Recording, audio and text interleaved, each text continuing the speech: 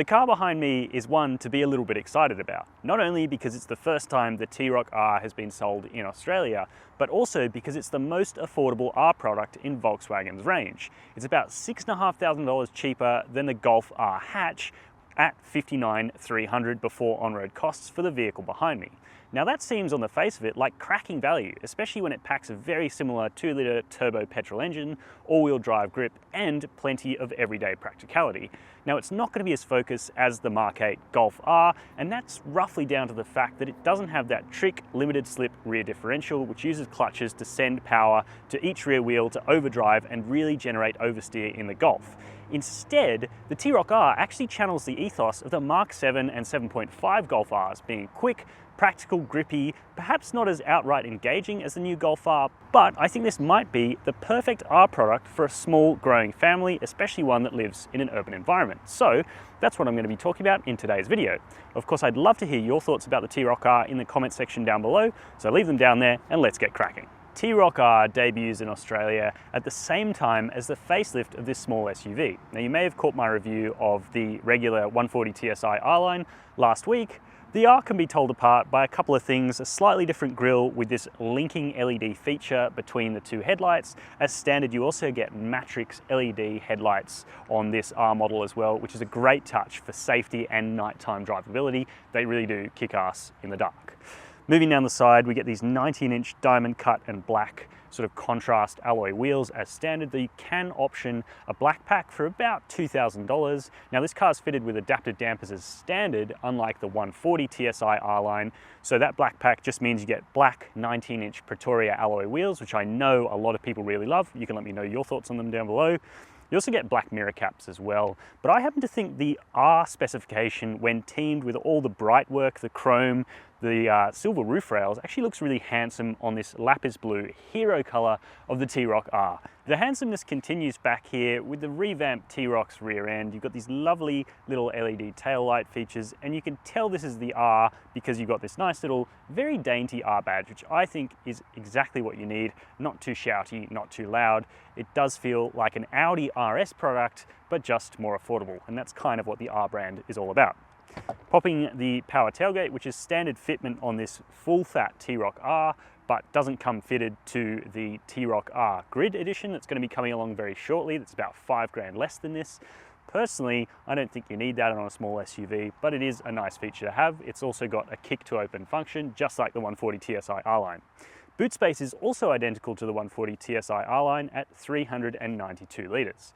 If you want the most practical Volkswagen T-Roc you can get, you're going to need to go for the base model style with its more rudimentary torsion beam suspension, which allows better packaging. But you still have a spare tyre underneath the boot floor of this vehicle. It is a space saver spare, and in the centre of it is a subwoofer to match the $750 Beats premium audio system that we're going to check out now. I said at the top of this review that the T-Roc R might be the best value you can get from the Volkswagen R badge. Now that I still think is true, but this particular example is spec'd up with a couple of options that do bring the price up to $62,250 before on-road costs. Those include a $2,000 panoramic sunroof, $750 worth of Beats premium audio, 380 watt, but only 6 speakers. The sound system is pretty decent. And you also get these blue inserts, lapis blue, Volkswagen says, to match the exterior of this car. Though of course there's sort of a satin sheen in here, so they don't match the bright colors outside, but at least that means you're not going to get so much glare in the cabin.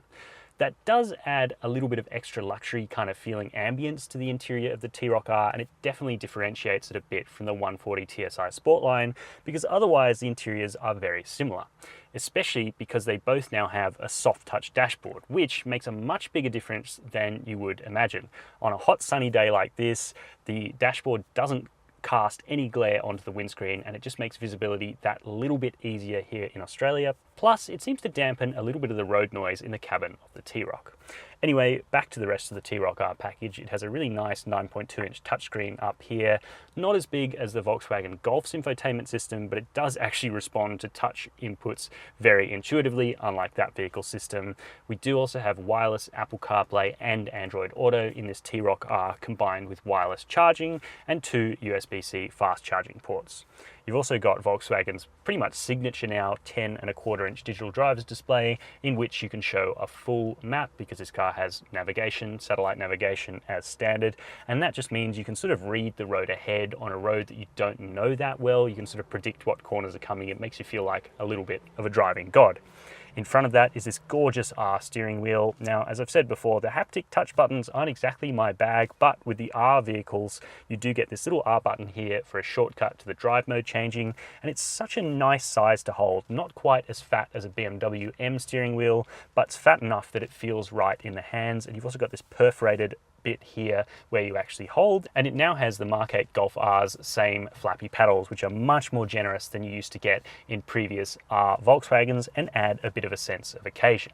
The same can be said for these seats, which are leather appointed, Nappa leather appointed, 3-stage heated. I have memory and electric adjustment for me in the driver. The passenger only gets manual adjust, but still they're very comfortable, supportive seats on a long journey. Now, as I get to the seats, I'm going to tell you about the Grid Edition, because you will be able to get a T-Roc R that's down-specced with manual tombstone cloth appointed seats. And for me, that is exactly what I would do. Although I love leather seats, they do get hot in the Australian sun. And personally, I don't have grotty kids to look after, so I don't have to worry about easy clean seats. Of course, that's going to be one of the major advantages of leather over cloth, but I think the fabric that Volkswagen uses is really high quality. I should also add that interacting with this interior is made easier by the fact that the HVAC controls down here are touch capacitive. You do have more menus in the infotainment system to access, but it's just so easy to be able to change your temperature, fan speed, recycle on a whim right down here ahead of the full-size gear stick, which I find a bit more satisfying than the Golf's little stubby shifter.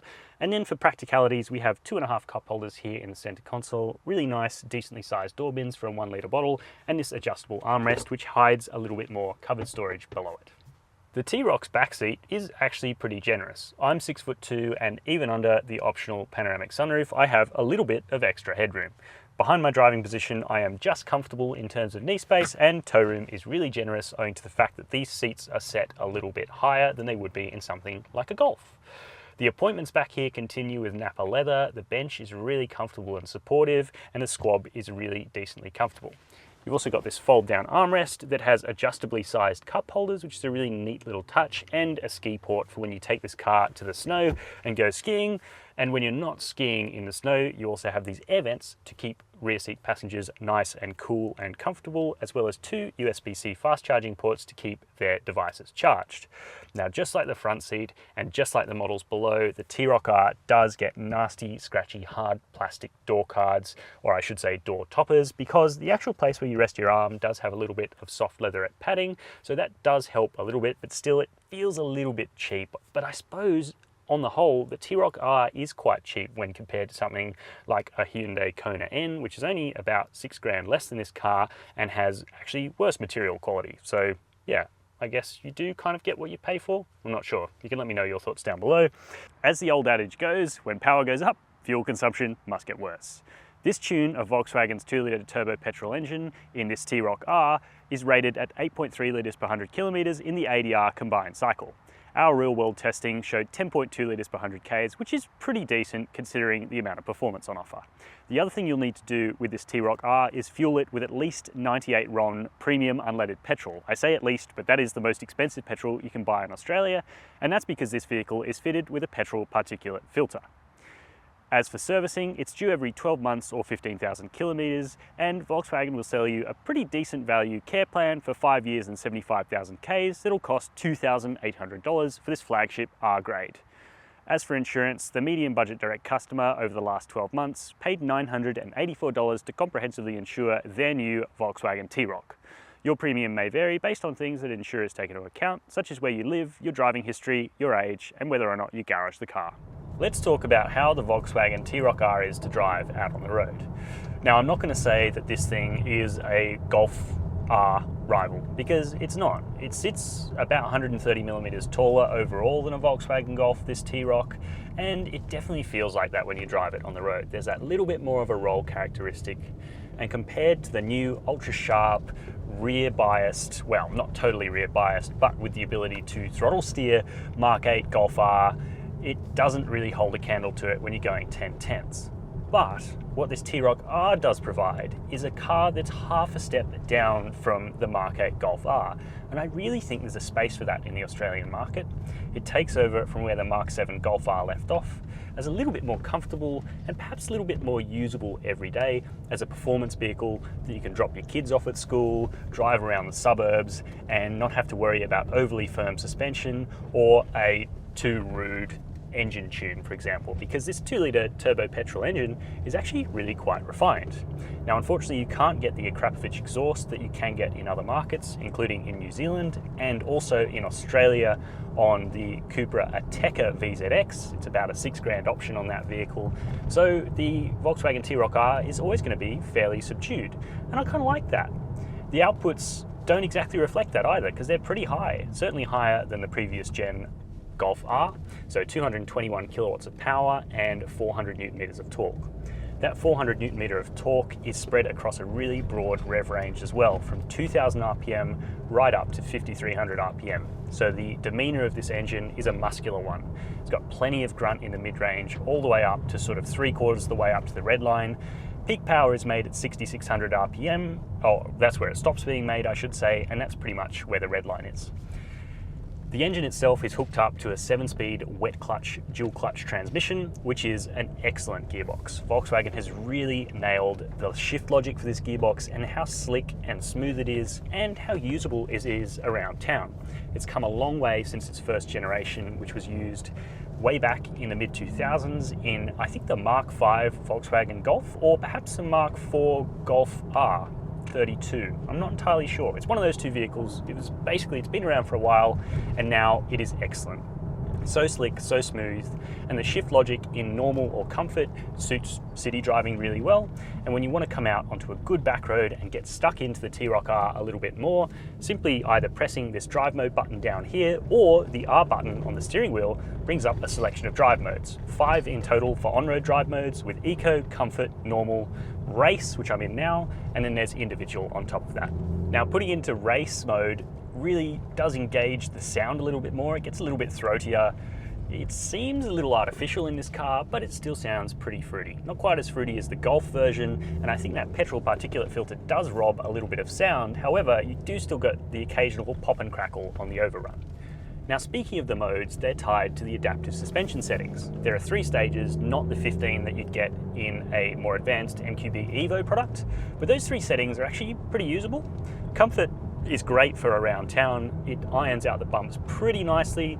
The fairly large 19-inch alloys fitted with 235 40 series Continental Conti Sport 5 contact tyres do pick up the occasional sharp-edged bump, but it is a sort of performance car, so you kind of expect that from a vehicle such as the T-Roc R. Putting it into normal tightens up the suspension a little bit, restricts body movement, and I think normal is the best compromise for pretty much all Australian roads. Because Sport, that I'm in now, or rather Race, is just that little bit too firm. Perhaps that rebound dampening is wound up a little too much for the average Australian B-road, but we do have extremely bumpy roads.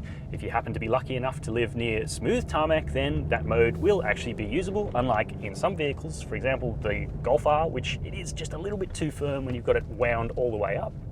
But yeah, Sport is a pretty usable mode. Luckily there's an individual mode, which I have set to everything in Race, except for the suspension, which is in normal, that I think suits pretty quick backroad driving. And it's actually really fun to do in the T-Roc R.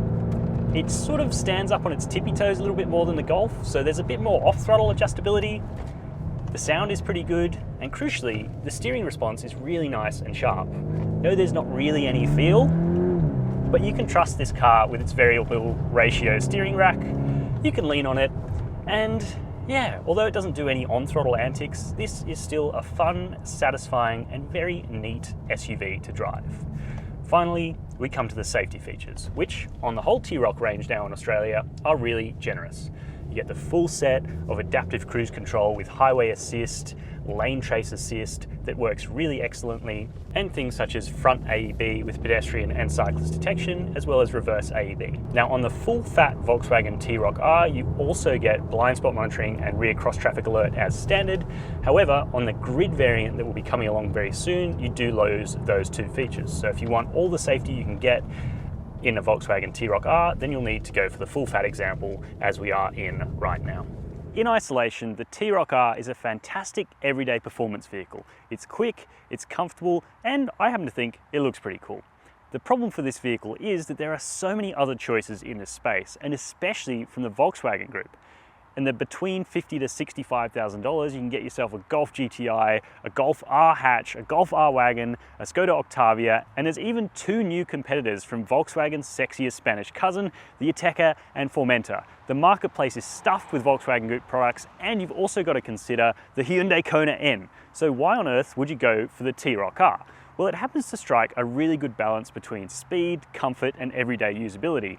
And as I said at the start, it really, to me, channels the ethos of that Mark 7 Golf R, an everyday performance vehicle that may not be one you want to take to the track or thrash to 10/10ths on the road, but does everything so bloody well, it really gets under your skin, and it's just so easy to live with.